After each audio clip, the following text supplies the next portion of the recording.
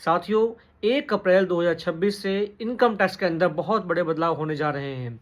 सबसे बड़ा बदलाव है कि पुणे, बेंगलोर, हैदराबाद और अहमदाबाद के अंदर रहने वाले लोगों को जो एचआरए की लिमिट 40% थी, वह बढ़ के अब 50% तक हो गई है। यानी कि एचआरए की छूट आपको 50% तक मिलेगा।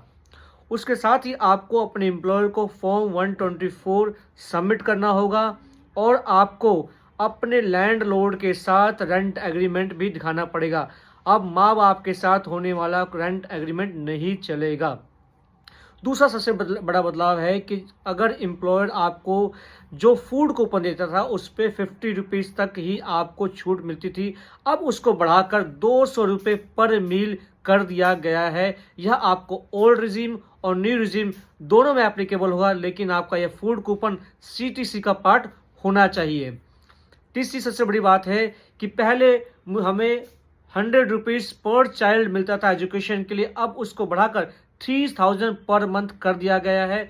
दूसरी तरफ अगर आपका बेटा हॉस्टल में रहता है, उसको 300 रुपीज़ मिलता था हॉस्टल अलाउंस के लिए, अब उसको बढ़ाकर 9000 रुपये पर मंथ कर दिया गया है।